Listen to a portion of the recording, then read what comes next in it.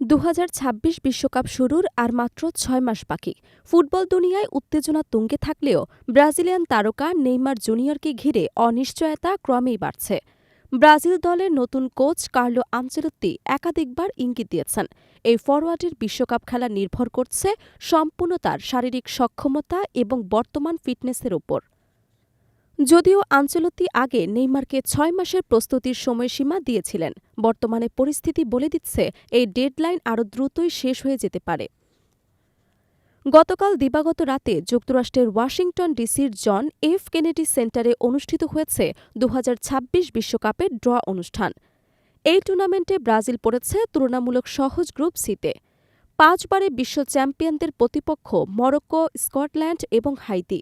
শক্তির বিচারে Brazil group পর্বে অন্যতম ফেভারিট বলেও নেইমারের উপস্থিতি নিয়ে প্রশ্ন থেকেই যাচ্ছে। আজ রাতে ফিফা দিন, তারিখ, সময় এবং প্রতিটি ম্যাচের ভেন্যু চূড়ান্ত করবে। ড্র শেষ হওয়ার পরই সংবাদ মাধ্যমের সামনে নিজের দলের পরিকল্পনা, প্রত্যাশা এবং নেইমার প্রসঙ্গে মুখ খুলেছেন ব্রাজিল কোচ কার্লো আনচেলত্তি। নেইমারের বিশ্বকাপ ভাগ্য নিয়ে তিনি সরাসরি বলেছেন, যদি নেইমার স্কোয়াডে থাকার যোগ্যতা প্রমাণ করতে পারে, যদি শারীরিকভাবে অন্যদের চেয়ে ভালো অবস্থায় থাকে, তাহলে অবশ্যই সে বিশ্বকাপ খেলবে। কিন্তু আমি কাউকে কিছু দিতে বাধ্য নই। আমরা নেইমারকে নিয়েও ভাবছি, একই সঙ্গে নেইমার ছাড়া ব্রাজিলকেও মাথায় রাখছি। এভাবেই আমরা সব ফুটবলারকে বিবেচনা করি। মার্চের ফিফা উইন্টার ম্যাচগুলো শেষে আমরা স্কোয়াড চূড়ান্ত করব। নেইমারের শারীরিক অবস্থা এই মুহূর্তে ব্রাজিলের জন্য বড় চিন্তার কারণ। ২০২৩ সালের অক্টোবরে ভয়াবহ এসিএল ইনজুরির কারণে তিনি ১ বছরের বেশি সময় মাঠের বাইরে ছিলেন। পুনর্বাসনের পর ফিরলেও এখনও পুরোপুরি ফিট নন। সান্তোসের হয়ে খেলার ঝুঁকিও বাড়িয়ে দিচ্ছেন নিজের অবস্থান অবনতি করে। চিকিৎসকরা বলছেন ৩৩ বছর বয়সী এই ফরোয়ার্ডের হাঁটুতে শিগগিরই সার্জারি করা জরুরি এবং দ্রুতই বিশ্রামে যাওয়া উচিত, কিন্তু নেইমার তা মানছেন না। সান্তোসের নাজুক অবস্থায় ক্লাবকে রেলিগেশন থেকে বাঁচাতে নেইমার সাম্প্রতিক ম্যাচগুলোতে চোট নিয়েই মাঠে নেমেছেন। পরপর ২টি ম্যাচে খেলেছেন, এমনকি শেষ ম্যাচে হ্যাটট্রিকও করেছেন। ক্লাবের আরও একটি ম্যাচ বাকি, সেখানেও তাকে দেখা যেতে পারে, তবে এসবই বাড়াচ্ছে তার হাঁটুতে নতুন ঝুঁকি।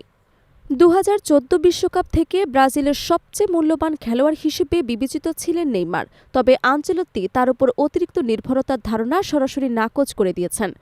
তিনি বলেন, আমাদের দলে বিশ্বের অন্যতম সেরা গোলরক্ষক আছে, দুর্দান্ত ডিফেন্ডার আছে, শীর্ষ মিডফিল্ডার আছে। আমি এমন ফুটবলার চাই না যে শুধুই বিশ্বের সেরা হতে চাই, আমি এমন খেলোয়াড় চাই যারা বিশ্বকাপ জিততে চায়। দলগত সাফল্যই এখানে সবচেয়ে আসল। ব্রাজিল নিয়ে উচ্চ প্রত্যাশা জানাতে গিয়ে আনচেলত্তি আরও বলেন, আমরা ৩টি গ্রুপ ম্যাচেই জিততে পারি। পুরো টুর্নামেন্ট জুড়ে আমাদের প্রতিদ্বন্দ্বিতার মানসিকতা ধরে রাখতে হবে। আমাদের লক্ষ্য ফাইনাল খেলা এবং সেখানে পৌঁছাতে হলে সবচেয়ে শক্তিশালী প্রতিপক্ষদের মোকাবিলা করতে হবে।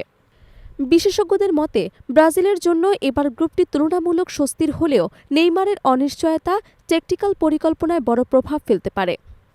নেইমার থাকলে আক্রমণ ভাগের কৌশল ভিন্ন হবে, আর না থাকলে ব্রাজিলকে নতুন স্ট্র্যাটেজি নিয়ে ভাবতে হবে।